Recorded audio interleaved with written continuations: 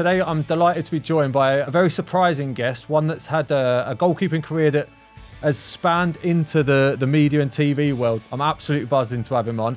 We've got Scott van der Sluis from Love Island. People are asking me what I do, and I actually don't know. Like, I've not retired from football, but I'm not playing at the moment, so it's a bit of a weird one. I was a little bit of a weirdo as a kid. I just like diving about and getting muddy and stuff. Follow Wrexham. They're like my second team now. Everyone says that, yeah. But I'm actually from North Wales. So so you can claim that properly. I'm not from like Leeds or something who's just seen the documentary. And that was my downfall in the end. I got into having too much of a life outside of football, and I'd gone in without really training or anything, and I think I was sick in the first session. And then I got a text that was like, so-and-so from ITV, we just want to have a chat about your Love Island application. I'm going to tell you the maddest thing now. You probably will never experience this throughout being a goalkeeper coach again. He said to me, he was like, "You're not going on Love Island, are you?" You're not going to believe it, I am. What a save from Mark Howard. Hi guys, I'm thrilled to share something with you today. The Mito Pro 300 from Mito Red Light Therapy. Been a game changer. As an athlete, I know the importance of peak performance and recovery, and that's why I rely on the Mito Pro 300 for its unparalleled benefits. Let's dive in to what makes the Mito Pro 300 remarkable. First off, it's all about power, and this device offers 300 red and near-infrared light benefits. These wavelengths penetrate deep into your cells, helping to jumpstart the natural process of recovery and rejuvenation. But it's not just about the numbers, it's about results. The Mito Pro 300 is designed for maximum efficiency. It emits light evenly and directly onto your body, ensuring every inch benefits from this therapeutic light. You might be thinking, why should I choose the Mito Pro 300? Simple, it's a game changer in the world of light therapy. The award-winning quad wavelength design, updated with remote control technology. Toggle up and down on the timer, reset unit settings, and operate multiple units with the same remote. If you're dealing with the aches and pains of an active lifestyle, or simply someone looking to improve your overall well-being, the Mito Pro 300 is your solution, and it's versatile. Use it for targeted spot treatments or full body therapy sessions. The choice is yours and the benefits are undeniable. Plus it's easy to use. Just plug it in, set your treatment time and relax. There's no steep learning curve, no complications. With the Mito Pro 300, you're not just investing in a device. You're investing in your health, your well-being and your performance. Don't wait. Discover the incredible benefits of the Mito Pro 300 for yourself. Visit mitoredlight.com and take the first step towards a better you. Hit the link in the description below. Now let's dive back into this episode.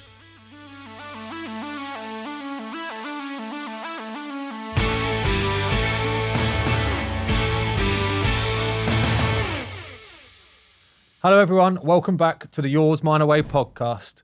Thank you for tuning in. Make sure you are subscribed and give us a little like as well, it does help. Today I'm delighted to be joined by a very surprising guest, one that's had a goalkeeping career that has spanned into the media and TV world, that one that you probably don't know as much detail in. I didn't know as much detail in, but I'm absolutely buzzing to have him on. We've got Scott van der Sluis from Love Island. Welcome, mate. How are you, mate? You good? I'm very good. Thank you for coming in. No worries. It's a weirdest link up, but obviously you used to be a goalkeeper, or you still are a goalkeeper. Yeah, it's a weird one now because I'm like, people are asking me what I do, and I actually don't know. Like, I've not retired from football, but I'm not playing at the moment, so it's a bit of a weird one. But yeah, I did grow up being a goalkeeper up until the last year. Until the last year, that's been an absolute whirlwind. So yeah, it's been all over the place. Yeah, last year was pretty crazy for you, weren't it? Just a little bit. Yeah, it was a step into a different world. So you was playing football up until like May last year. Yeah, so I was playing for Shelburne in the League of Ireland up until May, and then I was in the Love Island Villa about 2 weeks later. That's crazy. That I can't wait to actually hear the details of it and that. Yeah, but like I said, like not a lot of people on my audience will know that you used to be a goalkeeper, and probably your audience wouldn't know the details of your mentality of being a goalie and what you had to sacrifice and stuff like that. So I can't wait to delve into all of that. So what I'm going to do is I'm going to kick off with some quick fire questions first, just to good stuff. loosen you up a little bit. Right, catch or parry? Catch every day. Yeah. See, what I love is like your Love Island, like people that like follow you they will not have a clue why you're saying that. They won't have a clue what's going That's on why here. I'm buzzing off this. Right, favourite goalie kit colour? All black. All black. All black. Yeah. Nice. Don't mind that. Are you a play out from the back or kick it long type? Play out from the back. Yeah, total football. Yeah, Total football. Yeah. Yeah, you come through a decent little academy as well. So your favourite ever goalkeeper? I loved Casillas growing up, Nice, but yeah. now I think Alisson. I think Yeah. Alisson's a different level. Yeah, you're a Liverpool fan as well, aren't Yeah, you? I'm a Liverpool fan, Yeah, so a bit biased. a little bit biased, but You're a long sleeve shirt or short sleeve shirt? long sleeve. Yeah, old school goalie. I like this. Black kit, long sleeves. Yeah. Don't mind that. Right. Who do you think is the best in the world now? Alisson. Alisson, hands Yeah. down.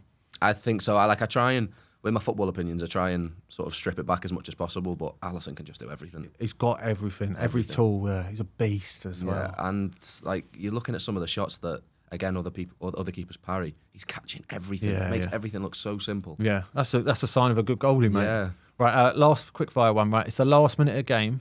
You can either score a penalty, score a goal, or save a penalty.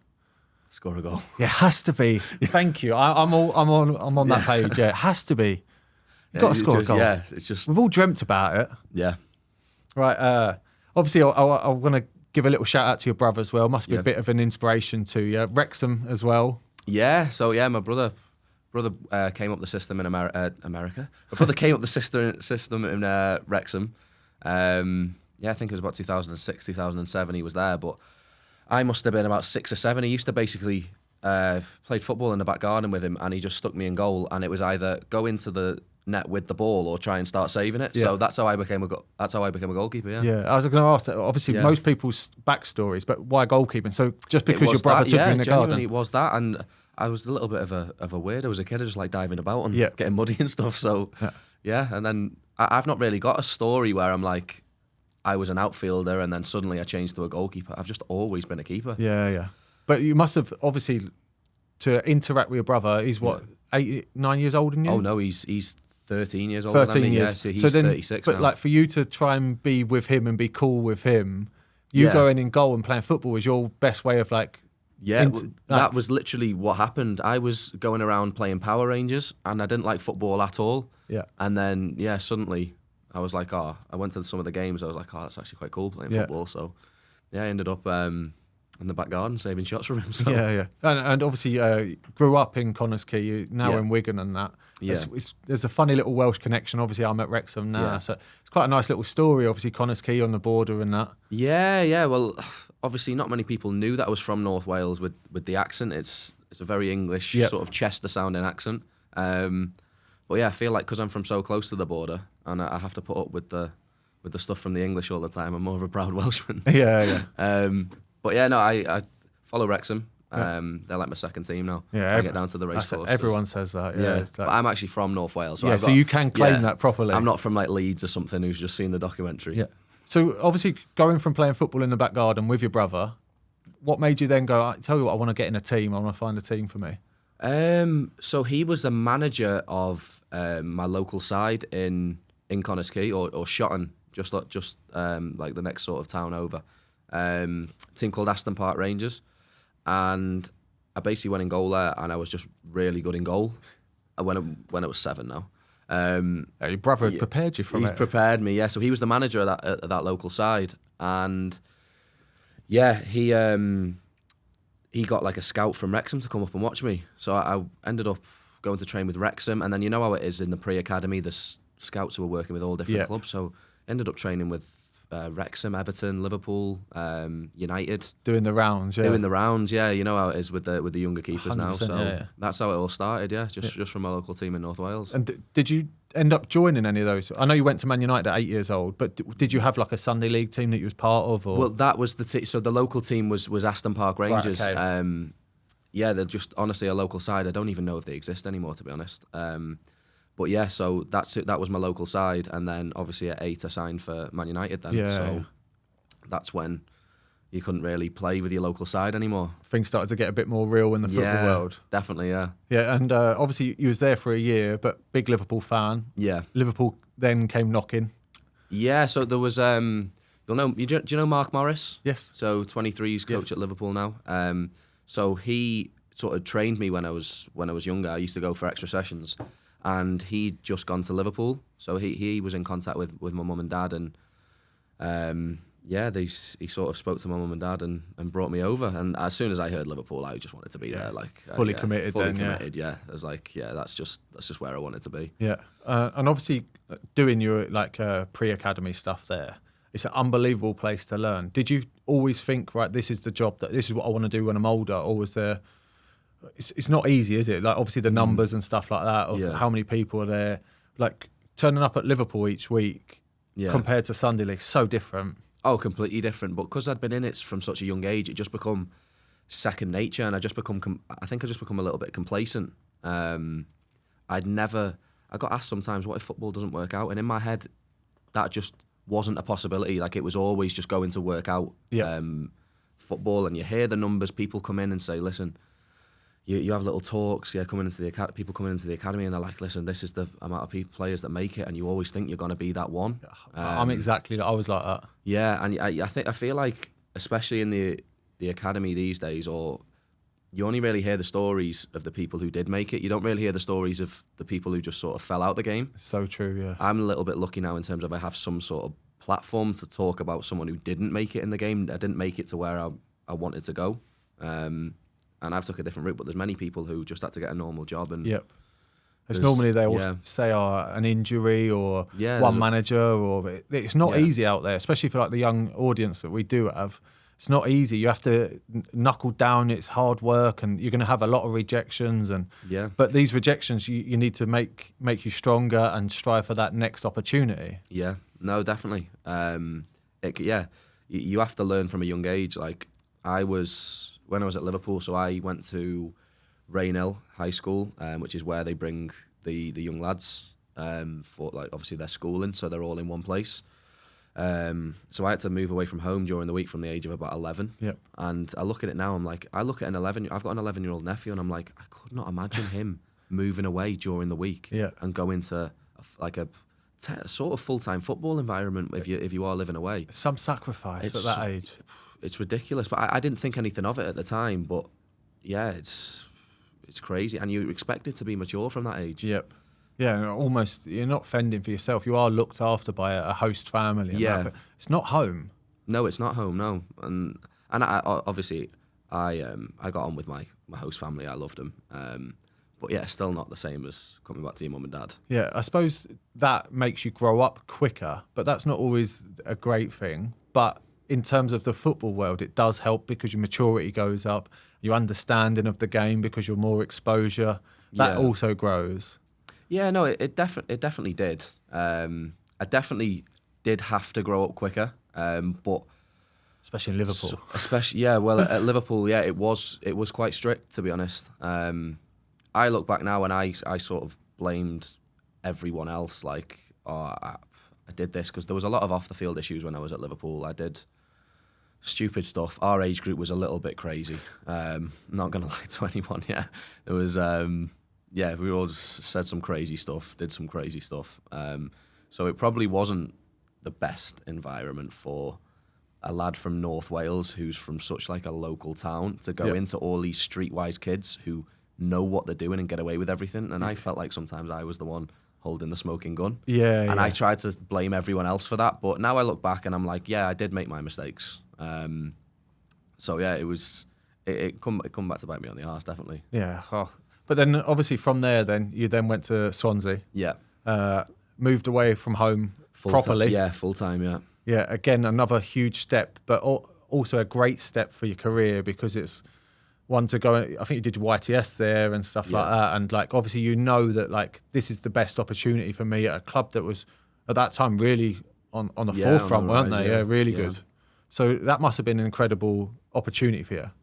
Yeah, no, it was. Again, the first time I moved away from home full time, the coaches were good to me, and I knew a few of the players from being in the Wales setup from before it, so I felt like that was the easiest transition to moving away from home full time. But yeah, you could see Swansea had just gained the Category 1 status. We had some good coaches. I had Andrew Sparks was my goalkeeper coach there, and you could see how much. Sparks has been on the show. Oh, has he? Yeah. I didn't know that. But yeah, you could see how in depth he went into his goalkeeping, his planning for sessions. Yeah. You sort of take that for granted at times, but I suppose like it's naive when you come away, not everyone is like that. To be fair, and sometimes I felt like at the time he was hard on me at times, but again, that would have only been for the better. But he left when I was going into my second year of my scholarship then.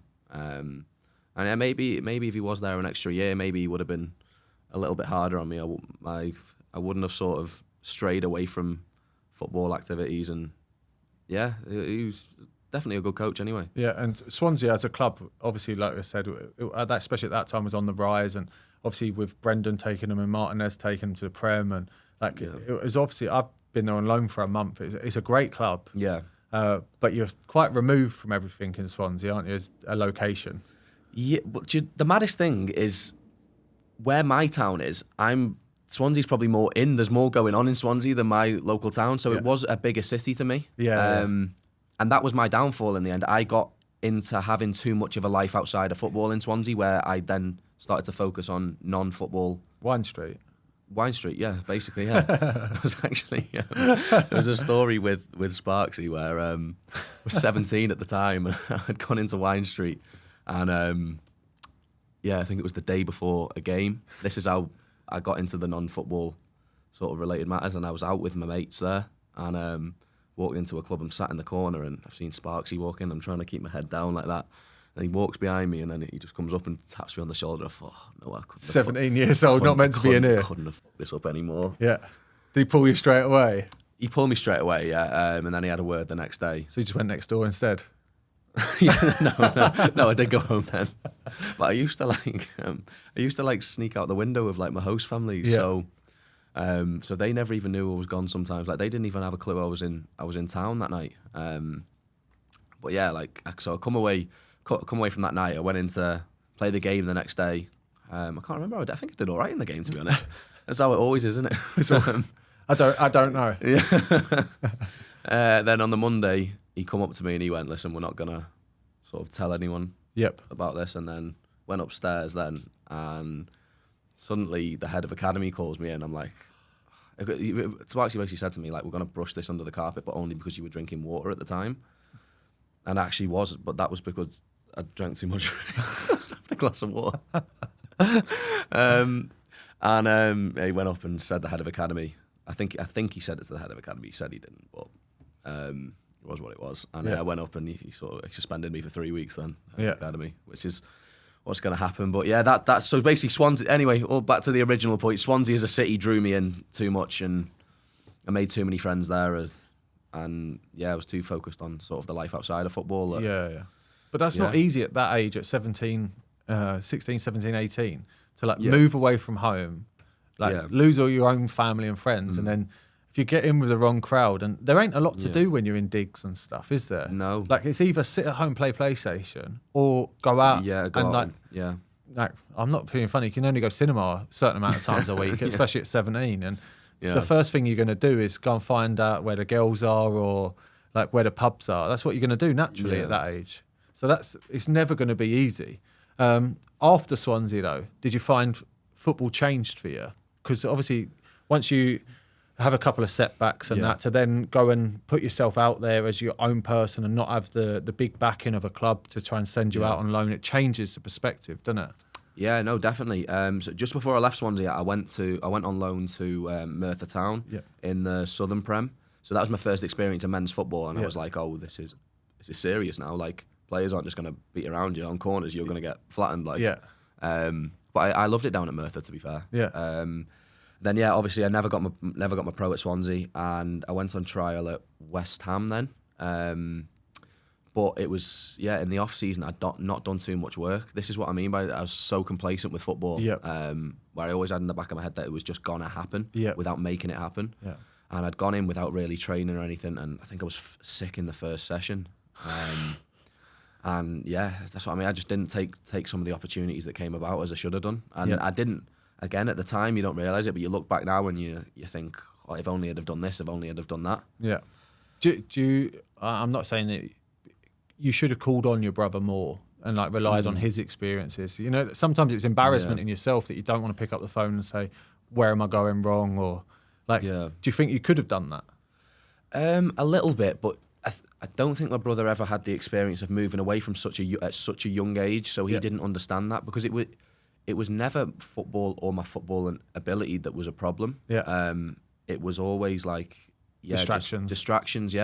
And when he was my age at the time, he was always at home, so he always had mum and dad to sort of give him a kick up the arse to make sure he's not doing the wrong thing. Whilst I didn't have that. I was literally, on my own. So he wasn't making his own decisions at that age. Mum and dad were keeping him sort of ticking over whilst, it weren't the same for me. So when the trial at West Ham didn't go as well as planned then, what was the next steps? I've got here Northwich, Victoria, Runcorn, Linnets and Merthyr. So I went on trial at Salford for a bit. And I've trained unbelievable. The first week it was under a guy called Warren Joyce. Yep, Warren Joyce. Big sort of name in academy football and probably even first team football to be fair as well. I trained unbelievably. He brought me in. I trained unbelievably, and then I went to do a game with the first team. It was like a mixed game, or was it like 23s against first team? Did you train with Carlo Nash, the first team goalie coach? Yes, I had a couple of sessions. He kicks the ball so hard. Oh my mate. God, yeah, that was ridiculous. Yeah, and you have to catch it as well. And before the game, this is the one thing where I'm like, it's the maddest excuse ever. I lost my toenail before the game. I couldn't kick the ball, so every time the ball was coming back, I was trying to find a way to play out, even if it wasn't on at all. Because every time I kicked the ball, agony. It was absolute agony. And I didn't have a great game at all. Yeah. And that was it. Then Warren had sort of put me up to the first team manager and said, listen, this is, because they had to make all the decisions to even go into the B team. Yep. And he obviously see me in that game. He was like, nah. And then, end up in non-league football then. Yep. How hard is it going into non-league football? Non-league football's tough, isn't it? Oh, it's ridiculously tough because you then, when I went on loan to non-league from Swansea, you always have that protective parent glove. Now I was on my own. I was like, that's that gaffer there, that's my gaffer. If you don't like me, I'm out. Yep. And the contracts aren't watertight, they're not concrete. If they don't like you, they can just bin you. They're gone, yeah. And you got the other scenario as well, where if they do have a keeper who is under contract, you literally, and he does end up putting you can't put a foot wrong, because they will do anything. The club or the people above the manager will make that player on the contract be in. Yep. So it was definitely a learning curve for me. Yeah. But it did make me better as a goalkeeper. Yeah. And then you had spells at Bangor as well. Yeah. So I went back into sort of Welsh football. My brother had played for Bangor, and I was like, they're a big club. Yep. I think I was 19 at the time. And I was like, I'll go back there. And they offered really good money which they then ended up, they couldn't pay in the end. I went there, played well, and then I did my MCL after about 2 weeks. So I was out for 6 months. Come back for about 2 games. They'd made me club captain at this point as well. Come back for about 2 games, and then the club was like suspended from all competition. So it was definitely a wild. Yeah, you've had a few difficult situations then to come through. I know I spoke to you about it off air, but COVID was another one. Like coming through any academy and trying to break into first team during that period, never going to be easy for anyone. Yeah. Oh no, definitely. There's actually, so Bangor was after COVID, but just before COVID, I managed to get a trial at Wigan with their 23s there, and went in, did really well. And then obviously COVID hit, and the financial situation at Wigan hit as well. Yep. Where I actually think that's the one out of all the trials I'd been to sort of West Ham, Salford, been up to Accrington, a few places. That was the one where I was like, do you know what? I actually probably could have got something there. Yep. Without COVID, but obviously it's all ifs, buts and maybes. Just a bit of bad luck as well. Yeah, a bit of bad luck. Yeah. So I'm like, it is what it is. You just got to move on from it. Yeah. Obviously, representing Wales as well. You represented Wales through the youth system and that, and you actually won the Victory Shield. Yeah. Would you say that's the highlight so far of your career, footballing wise? That must have been incredible. Match wise, yeah. In that team, there was some players who, Ethan Ampadu. Yep. Where's he at? I think he's at Leeds now. Yeah. Ben Cabango starting every week for Swansea. Yep. Rabbi Matondo, I think he's at Rangers. Yep. So there was some decent players in that age group. Players. But yeah, that was definitely an experience, because that was the year above me I was playing as well. Right. Okay. So that was the 2000 age group, and I'm a 2001 born. Yep. Obviously, international it works differently it with does, age groups. So yeah, I think I only played one game, which was against Ireland. But yeah, I remember how we won it. I think we went 1-0 down as well in the final game. Yeah. And then turned it round to win 3-1. So Class. yeah, it was definitely a great experience. Yeah, unreal. Obviously representing your country at any level and at any age groups, incredible achievement. Do you look at that now and go, I wish I could taste more of that, or like if your career did pan out slightly different? Because obviously you look at the Welsh squad now and like there's never ever been loads of strength in depth anyway, so there would have been real opportunities for you. Yeah, possibly. Again, this is another one where off the pitch stuff messed it up for myself because it's good that you're so honest about the off the field stuff. You're not deflecting it. You're just going. I think at the time I never was honest. I was never honest enough, and I think that was probably frustrating for most of the coaches I worked with. And if any of them are listening to this, they'll think, "Oh, it's finally got through to him," but it's way too late. But now you look back and you're like, "Yeah, okay, it is a very demanding thing to make someone that young who's living away from home have this much, make them make this much sacrifice, but it's got to be done." And I only have myself to blame for that. But anyway, going back to just finished under 16 level. Wales had always loved me. Even I didn't really play that. I don't think I was ever that great at Swansea 15-16s, but I always sort of played well for Wales. And season had finished at under 16, and I remember I sat at GCSE on the 6th of June now, and come back from a GCSE. I'm on the way home, and I get a phone call from Tony Roberts, and he's like, we're doing small-sided games tomorrow. I'm 16 at the time, and we're doing small-sided games tomorrow. Will you come up and train with us? No way. So I was 16 and I got to train, and that lot there, they were my heroes as well, because the year before they just got to the Euro semi, and I was a fan in a fan park watching them, and then suddenly I was training with them. So yeah, there was Danny Ward, there was Hennessy, and Owain Fon Williams as well. Owen, and we went into small-sided games, and Bale wasn't there, which is the one thing I'm like, if only could have trained with Bale, but Ramsey was. And we did that, and after we had dinner, we were all sat around the table, and like they were asking me questions. They were like, how old is? Like, I'm 16, and I was like, they knew I was like a nervous little kid that was sat around like all players who you sort of looked up to. That's class, that though. But I'd say, like, looking back as a whole, the career that I've sort of had, that's probably my highlight. I don't think anything that I probably could do in football from now would sort of ever top that, and that just how I felt in that moment. Right, okay. Before we go on to moving to Ireland and that, I'm going to do our quiz, goalie or no goalie. Okay. My missus actually told me then to say I've got a text. I was like, it's so cringe. Right, so I've actually changed yours. So it's goalie or no goalie is how you respond. But I've done 5 current international goalkeepers that are going to be at the AFCON and 5 former Love Island contestants from all series. What? So I want you to say goalie or no goalie still. Right, right. I see what you're saying. So I've got 10 names. Got you, yeah. Okay, so I've made yours a bit easier. Okay, yeah, right, I see what you're saying, yeah. But because I've made it a bit more difficult with the AFCON, I've done Love Island themed, okay? Yeah. Normally I do celebrities from around the world, and it could be anyone. Okay. Right, so huge shout out to Forged Irish Stout for being part of this podcast. Listen to that beauty. An unbelievably smooth, creamy stout by Conor McGregor, the UFC legend. Not here to take part, but here to take over. Forged Irish Stout is on a mission to become the biggest Irish stout. Conor McGregor has taken over the whiskey game. Now he's about to take over the stout game. Me and my guests will be enjoying a few cans in the next few episodes. If you fancy checking it out too, make sure you hit the description below and find out where you can get Forged Irish Stout. Forged Irish Stout will be available in Asda nationwide come August.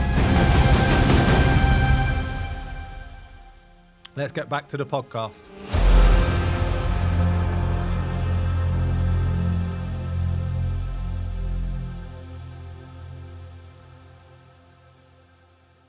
We'll start off number 1, Mo Kamara. Goalie.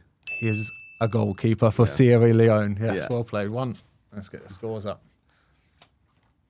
Do you reckon you'll know all the Love Island ones? I think that's how I should get all these. All the other ones, yeah good, right. Number 2, Idris Virgo. No goalie. Is not a goalkeeper. Yeah. Series 4 from Love Island. Number 3, Anthony Mandrea.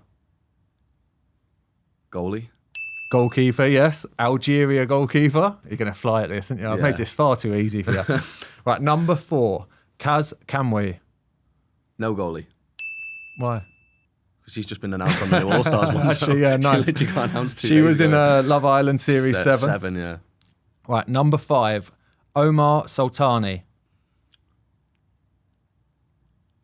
I'm going to say goalie for one of the North African nations. He is not a goalkeeper. Is he not? He was in Series 1 of Love Island. No. I'm not going to know any of the Series 1. That's where you might get me out. Nice, yeah. good. Yeah. Right, we'll crack on. Number 6, Ibrahim Kone. Goalie. He is a goalkeeper, yeah. He plays for Guinea. Right, number 7, Richard Afari. Goalie. He is a goalkeeper as well. He is a Ghana and Orlando goalkeeper. Flying here. Absolute piss this. Right, number 8, Denon Lewis. No goalie. Recognise that name. Love Island Series 5. He now actually plays for Woking. He's a fullback.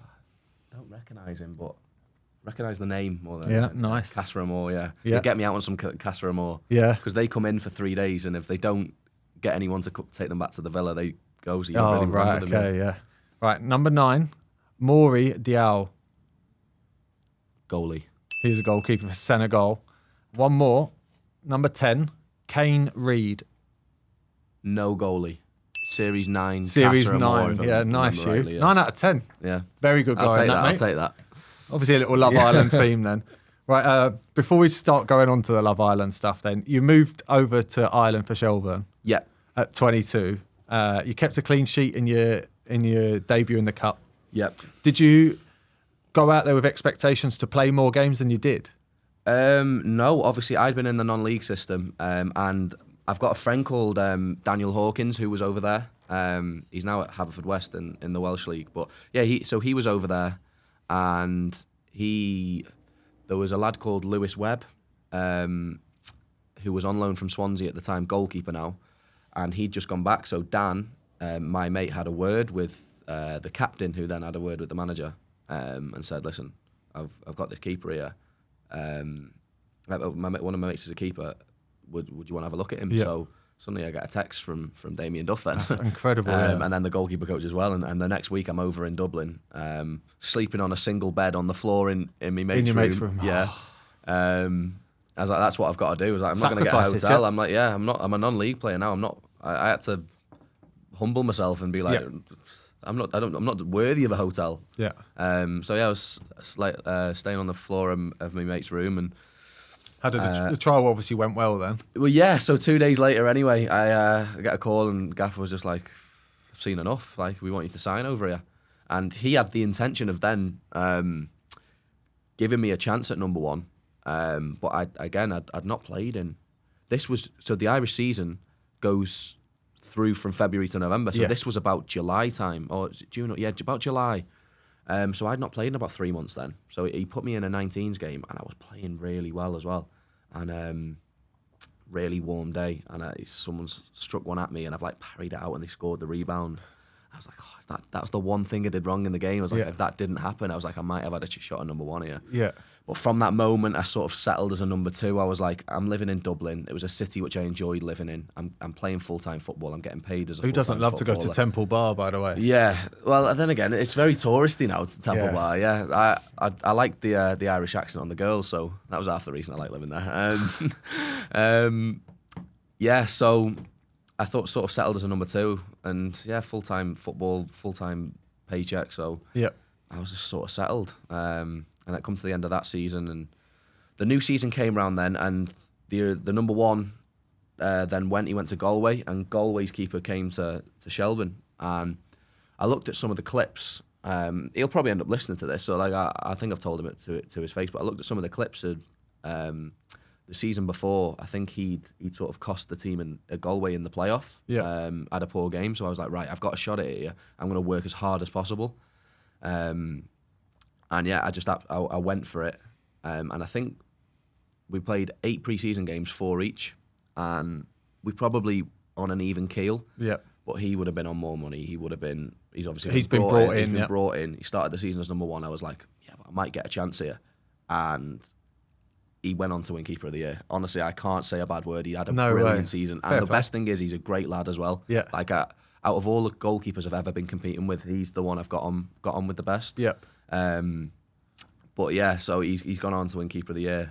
Connor Kearns, his name is. Yeah. I'll just give him a little shout out on it. Yeah, nice, of course. But I think he'll get over to England at some point. He's Excellent, yeah. one of the biggest kicks I've ever seen in my life. Yeah. Yeah, we're talking 80 yards. The Irish lads do kick it far. It's a Yeah. Gaelic, though, isn't it? Yeah, that's what it is, yeah. Yeah. They'll know what they're doing with it, so. So then, obviously, you're saying that obviously he played that season and had an unbelievable year. Are you thinking, right, I'm staying here to compete until you got a weirdest phone call ever? Yeah, so when obviously he won Keeper of the Year, I wasn't there for 5 months of it. I'd already had this phone call. So I was there for about 3 months. Number two, I'd played cup games and I don't think I actually conceded a goal in any of the cup games I played either, because there's a thing that's not actually put down on the stats, is a thing called the Leinster Senior Cup. And I played 2 of them games, did all right, and I was like, if there is ever a problem, I was like, I can come in and I'll back myself to go and do a good job here. But yeah, then a phone call came from ITV. Talk us through how this all came about then. So for Series 8, so a girl I'd used to see was on Series 8. I seen her like 2 years before it, and I was like, oh, I'm gonna apply for a laugh here, like nothing serious. But I didn't do the full application, and I just put my name down, put my number down, and then never heard anything from that. But a year later, I get a phone call and I don't answer it because I didn't know the number. Any number I don't know, it's not saved, I don't answer it. I'm the same. I won't answer it. Then I got a text. It was like, so and so from ITV. We just want to have a chat about your Love Island application. I'm like, I haven't applied for Love Island yet. Anyway, give them a ring back. And they're like, yeah, we like what we've seen, because when you do the first part of the application, you have to put a few photos down. You have to tag your Instagram. So they'd seen my Instagram, and they were like, yeah, we like the look of you. We want to do a Zoom call.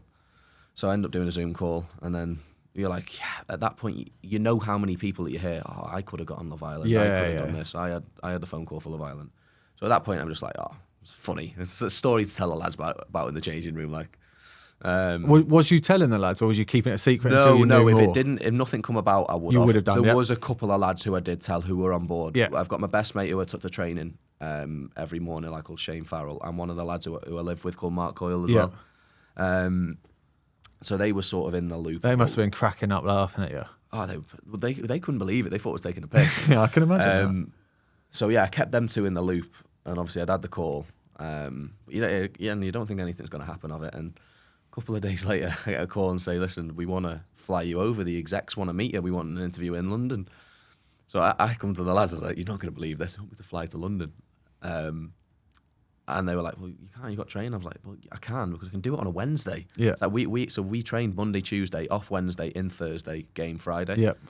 Like, yeah, I can do it on a Wednesday. I can fly over on the Tuesday night. And they were just pissing themselves about it. They were having a great laugh. But yeah, so they rang me up with like, when can you, Love Island now rang me up and said, like, when can you do it? I was like, oh, I can only really do a Wednesday. I was like, I've got to keep this under wraps. I can't miss training for illness or anything. Yeah. So like, yeah, we can do a Wednesday. So I flew over on the Tuesday night, stayed, did the interview. Didn't hear anything for a week or so. I gave them a text. I was like, is anything going on?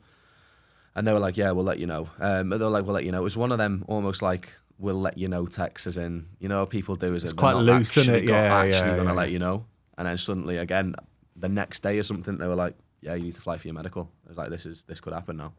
Did the medical. But you're arranging all these flights back and forward? No, so Love Island are paying for it. Yeah, I know, so, but I'm doing in between the training in between sessions, yeah, wow. every Wednesday. So no coaches had any idea until this. And then, yeah, I did the medical, and then you basically go into, after you do the medical, there's still a massive selection process for it of loads and loads of people, probably maybe 300 or something, I think. And then they have to like PowerPoint present each profile of each person to the execs, and then they sort of whittle it down. Yeah, they whittle it down based on sort of looks, who you like, what your type is, what your personality is, who would fit with who, where could we fit you into the storyline. Then they do that, and suddenly I got a phone call to say, listen, we want to fly you out. So at that point then, I'm like, right, I've got to tell the captain, I've got to tell the goalkeeper coach. That must be one of the most nerve-wracking things. Horrible. Pulling a gaffer. Normally it's like, can I get in the team? I want games. But to pull the gaffer and say, I'm going on Love Island. Yeah.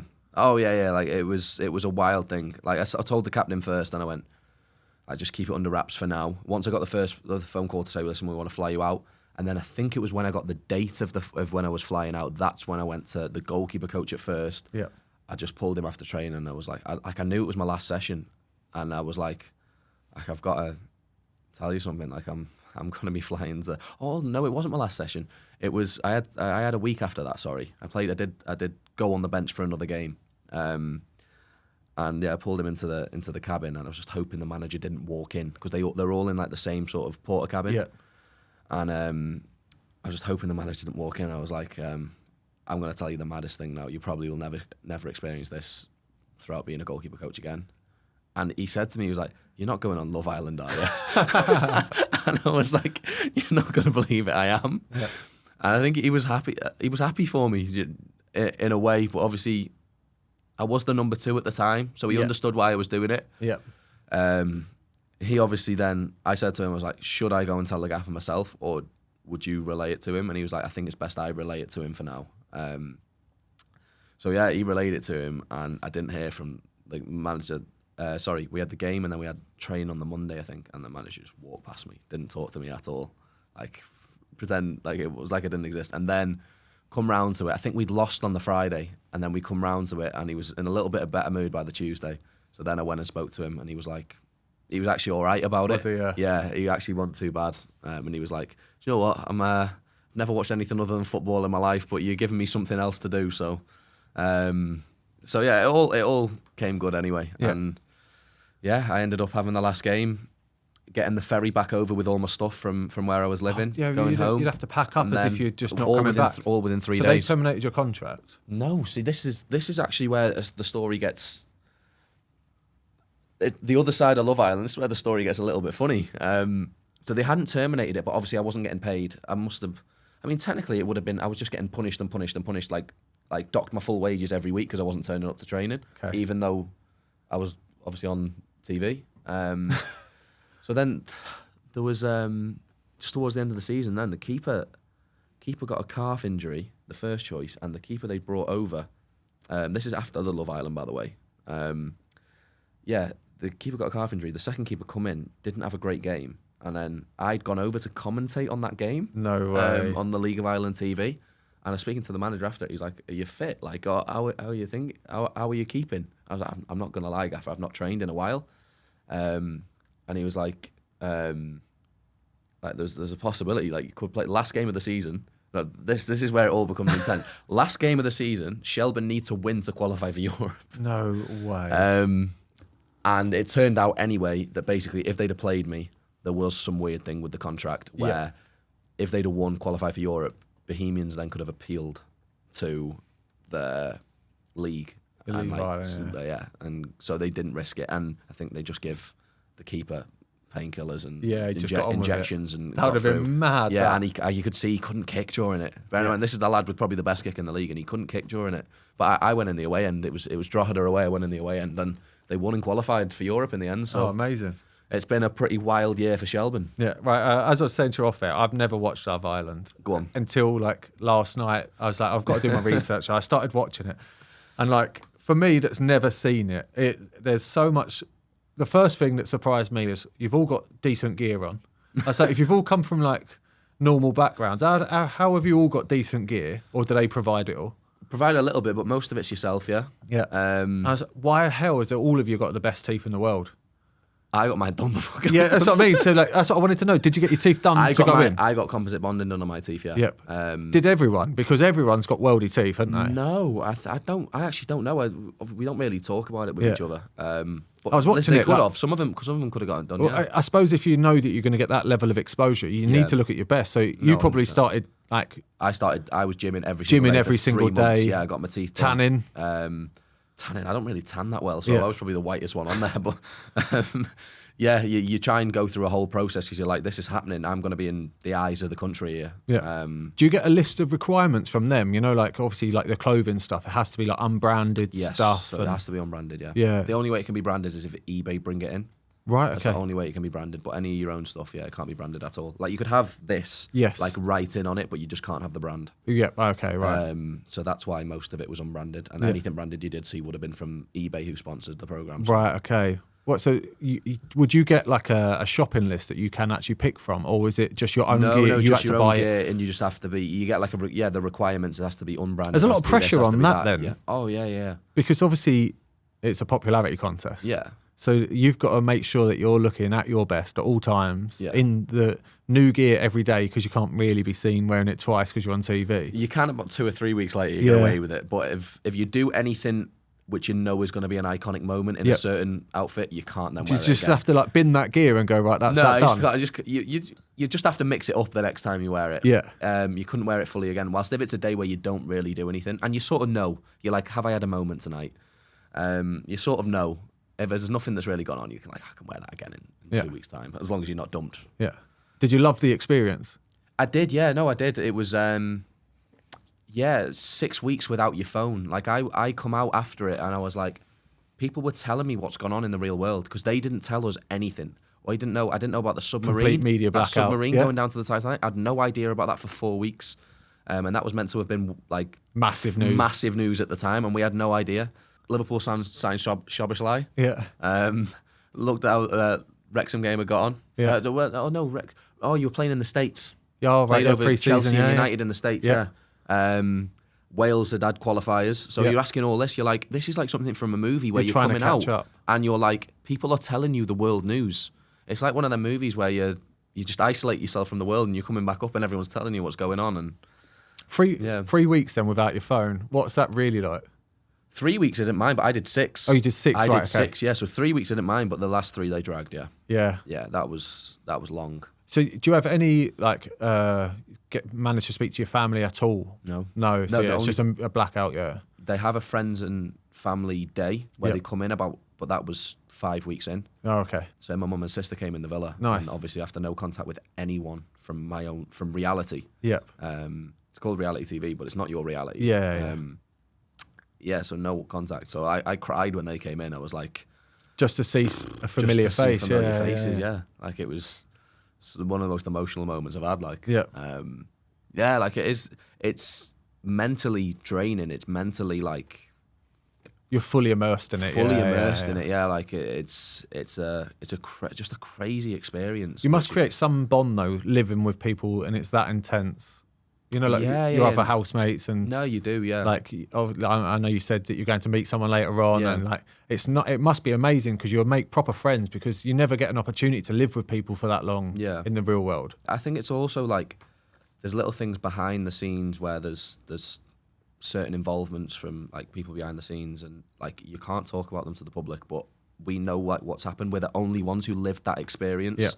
Yeah, like no, I can't even talk to your family because they don't understand when we're saying like, oh, we went to beach or we had a little chat outside the front door. Like we're the only ones who know what that means and the context behind it and different stuff. And yeah, we just lived the most amazing experience for 6 weeks. And yeah, I don't think I won't ever forget it. Like it is. How much of that is scripted though? Or do they just put you in scenarios and then say, right, you now talk? Yeah, like obviously. With reality TV, like it's got to make good TV. Like sometimes you're sort of pushed to go and have a conversation earlier than you'd want to, or sometimes you'll be stopped from having a conversation because they've got another conversation going on. They need all the cameras on that, and you'll just get told to pause that a little bit. And yeah, like they have to make good TV. So yeah, we have that a little bit with the Wrexham documentary where like you have natural conversations with people.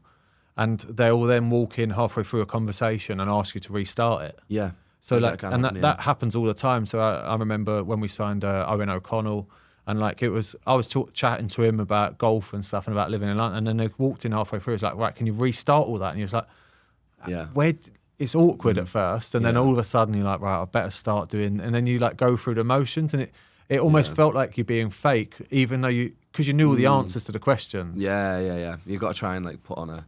But I can imagine it's quite similar in that sense of like they tell you, right, you two need to go for a chat, and you're like, we don't really need to have a chat. We just had it. Like, yeah. Oh, as in like redoing the chat. Yeah. Sometimes or what they'll do is you'll chat for a bit, and then they'll say, just talk about this. Like this is something we need to cover because obviously they'll have shown something from the previous day. Yep. And then we haven't spoke about that the next day, and it makes sense to us, but it makes no sense on TV. So like just cover this little thing so it makes sense to the people. But yeah, like they'd never really push you to have a chat with anyone you completely didn't want to have a chat with. They don't force you to do anything. It's not, you don't read from a script or they tell you what to do or anything. It's just reality TV, people making reality TV, and it does take its toll on you, like mentally having to deal with all that, but it's completely understandable why they do it. And many people have come out from the show and sort of complained about how they were treated or that it's had a massive impact on their mental health, and I can sort of see why that would come across, but at the same time you knew what you were getting yourself in for. Like, this is that's what one TV show that the country watches. So, but that's one of the things I wanted to ask you. Is that more because your circumstance change? You know, like your popularity, your fame, the attention changes. So then it's like, because you've come out a total different person in the public's perspective, that must be difficult to deal with. I found coming out to it with all the attention not too bad. I had a thing with a girl on there, and the public wanted us back together after we come out. And like, that wasn't too bad. Like, that sort of brought us closer. And that was quite crazy to deal with, because like people were like sort of screenshotting my stories. Like, when I was actually on the flight to go and do the American one, I was in LA, and then the girl who everyone wanted me back with put a photo up in an airport, and they were like, oh, they're going to see each other in LA. Yeah. There was actually a thing where me and that girl were put on a billboard in Times Square. No way. It's the craziest story, yeah. And I didn't think it was real, but it turns out it was real. Someone had paid for a billboard of like highlights of me and this girl in Times Square. So everyone thought we were going to America and we were going to go and see this billboard for ourselves, but I was then on the way to go and bombshell the American version of the show. When you left the UK one then, and you've left the villa, and then do you fly home? I fly, I fly home. I'm back for a week. How long were you at home for before you got the call from America? I got the call pretty quickly, about 3 days. But I'd gone to the reunion, and there's like a reunion a week later, and I wasn't sure I wanted to do it at that point, to be honest. I'd made like people around me aware, I'd made the girl I was with aware at that point that it could happen. But then they got a call another 2 days after the reunion, and they're like, right, we need this to happen, you need to fly out now. This is the figure that we're offering you. And people like think that, like in the UK one, you get £375 a week. Yep. And the American one, the Americans do get a weekly wage, but for me it was different. Like, I got a one-off figure, like a lump sum, like a lump sum, that was like, I couldn't turn it down at the time. Because the salary in football anyway, at any level, it ain't great unless you're in the Premier League. So to be a number 2 in Ireland and like being around the Welsh leagues, this is an opportunity you can't turn down. Like, financially, I'm better than I've been in my entire life. Yeah, now. Exactly. But yeah, like with the American one, they put the figure in front of me and they said, listen, we're booking your flight now. That flight ended up getting cancelled. I was like, oh, this is not going to happen. Then they booked a flight again for me the next day. I flew to LA, flew to Fiji. Flew to LA, was in LA for 10 hours, had to get a COVID vaccine. They said, you flew me to LA. They're like, right, you have to have this COVID vaccine. Yep. I was like, if I don't have the COVID vaccine, they'll fly me home. Literally, that's how brutal it was. So then I'd lay over in LA for 10 hours and then I flew to Fiji. So I was about 30 hours on a plane, and wow. Suddenly I'm walking to a villa the other side of the world. Yeah. That must have been the most surreal thing then. Because obviously, crazy, yeah. Like in that short spell for the UK one, it's kind of felt rushed a little bit, like how you got in there. But then to leave one villa and then jump straight into another one, that's mental. Has anyone done that before? Not straight away, no. There's people who have been on the show multiple times. Yeah. But yeah, it was definitely a first doing not only 2 but 3 in the same year. 3 in a year, yeah. 3 in a year, yeah. That's definitely never been done before. I know that. But yeah, it's just, I've just had the wildest summer. Yeah.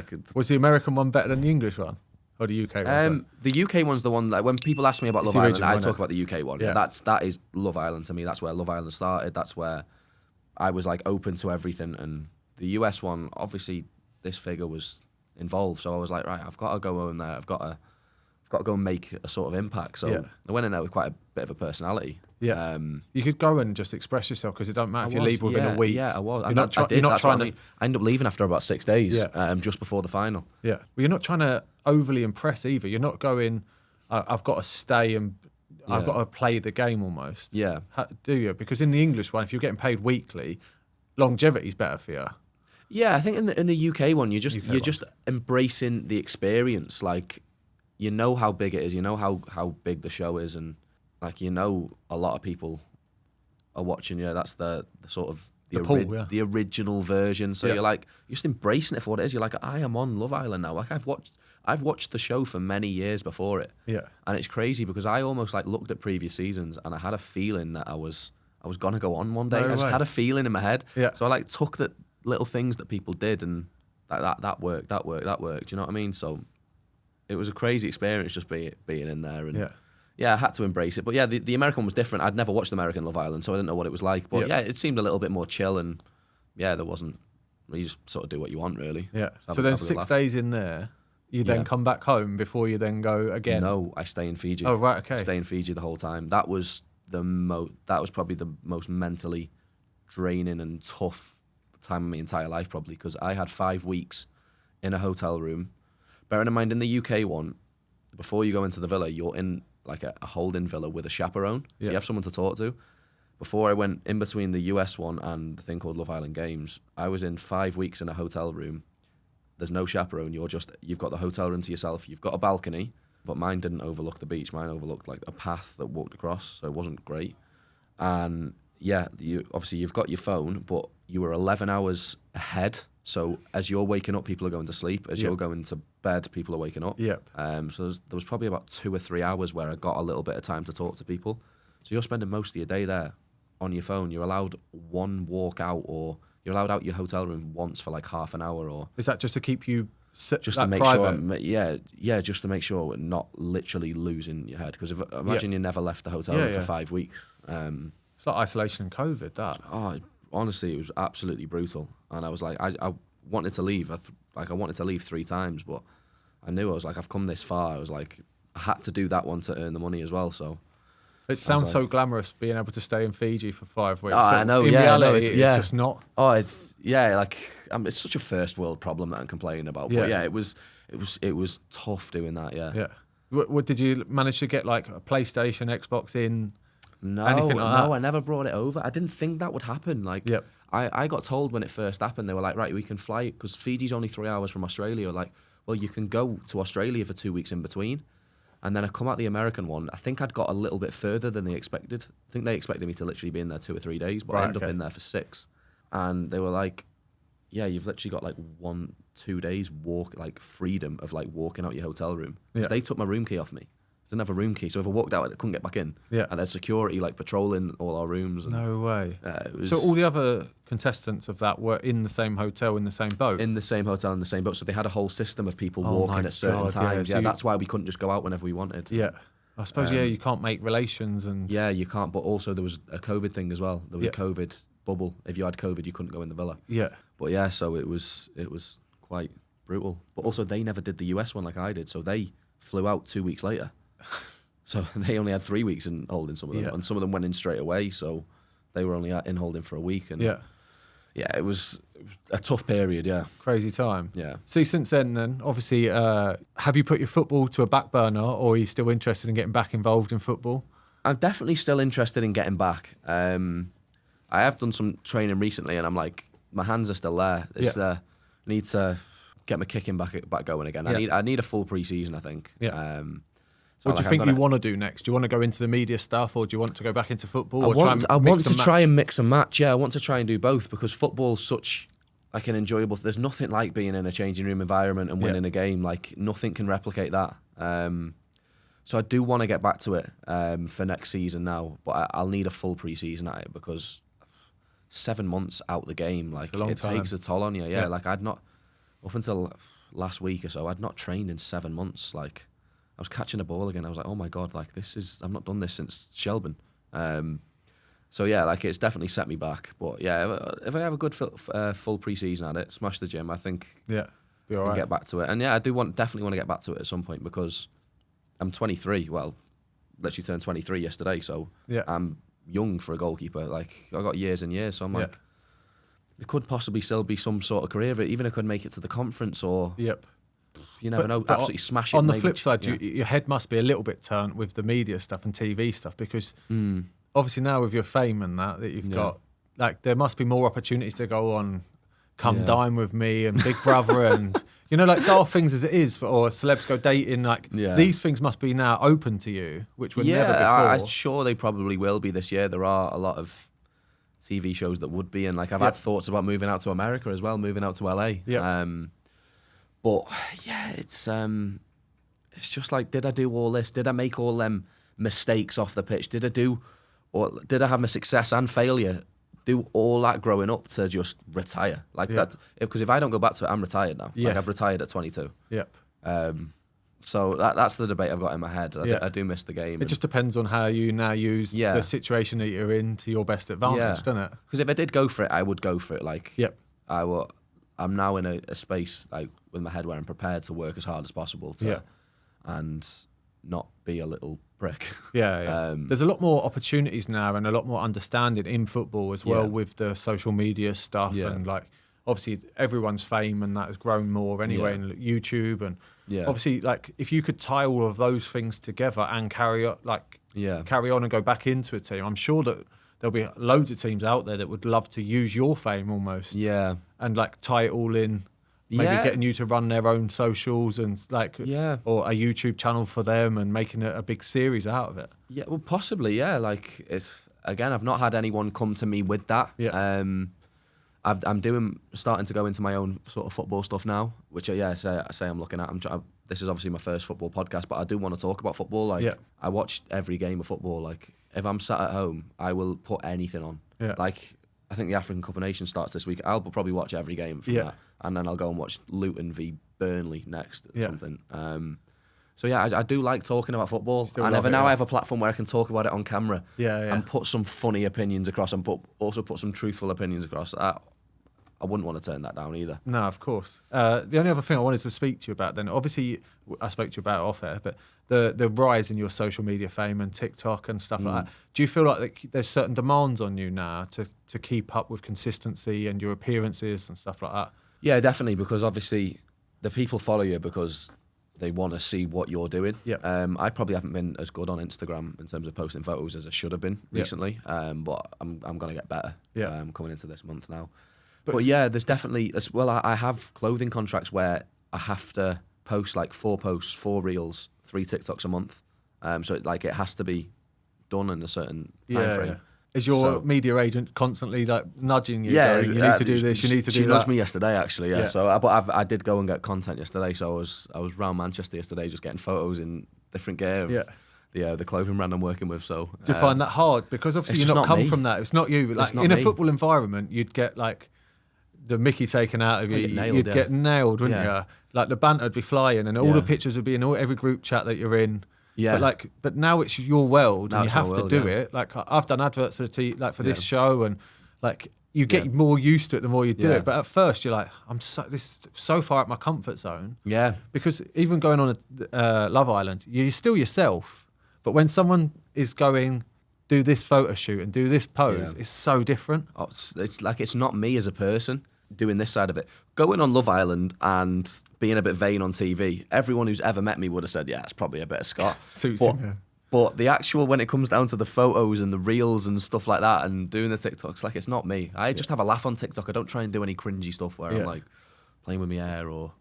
Then again, actually, I did do one the other day kind of clothing, so that's what I mean. So I'm having to get used to. Yeah. But again, it's adapting to the role that you now have. Yeah. No, again, it's a very, very different role. But coming back to the people giving you stick, I think I'd want to go back to football. I actually think I'd love some home fans, or if you're playing away, some home fans giving you a bit of shit behind the goal, to be honest. Yeah, I'm sure it'd be good fun as well. Yeah, you'd have a good bit of banter. I think I'd have a good bit of banter with that.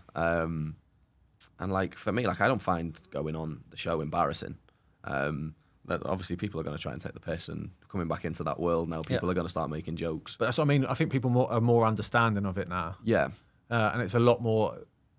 Everyone's eyes are more open to that. This is the world that we live in, and social media is a huge plus now. Yeah. It's not a negative, and people want to know more about celebrities and football culture and stuff. So being able to provide that, even like this podcast, is another platform for that. Yeah. So like, I think people are so much more open to it, where 10 years ago you'd have got absolute crucified for, oh, you're too distracted and your attention's not there and you don't love it, or you're not in it for but like football has changed, which is now hopefully should benefit Yeah, well, definitely. I think it definitely benefited Shelburne when I'd left there, because I think a little bit of their decision to let me go. They were brilliant with me when I went on the show, by the way.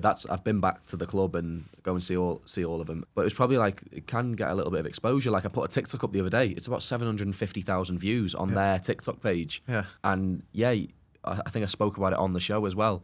I was on. Did you see the first data? And I came in. Yes. And I went. I played for Shelburne in the League of Ireland, and she went, and the girl went Sherburn. Yeah. Even that went like sort of viral. So that's, again, it's helping the club that I'm with. So yeah, it's definitely a big part of today's society and today's game. Everything's on your phone these days. Exactly. So that's just the proof in the pudding of how it works. Nah, class. I hope you do get back in, mate. Like I still, like, even talking to you, you've still got loads more to give. Yeah, you can tell you've got passion still to go out and play football and be a goalie. Definitely. Yeah. Right. Before we finish, I always finish on this question. But what does the goalkeepers' union mean to you? I think the goalkeeper position's like a sport within a sport. Love that. And again, referring back to what I was saying about in the Villa, the only people that understand that situation are the people that were in it with me. Being a goalkeeper is the exact same thing. The only people who understand about being a goalkeeper are goalkeepers. Yep. So yeah, it's just that constant sort of people to lean on, who, when you make an excuse or make a mistake and you tell the reasons why, and the gaffer's saying that's just an excuse, load of shit, all this, other goalkeepers then understand it, and it's just that. It's that pillar, that solid sort of foundation that you can always fall back on when things aren't going well. Yeah, no, class. Brilliant answer that, mate. We're our own community. We know, love and understand all of each other. But I think the name of the podcast is brilliant. The amount of times I've shouted all them 3 words. All 3 words, every corner. Yeah. That's where it came from. Right, Scotty, thank you very much for coming in, mate. It's been an absolute joy, mate. I've actually, I'm going to go back and finish off your series. Go and have a look, Yeah, you got me hooked. My missus won't be happy, but yeah, you got me hooked, mate. This has been the Yours Mine Away podcast with me, Mark Howard. Scotty, class guest, mate. Thank you very much, mate. What a save from Mark Howard.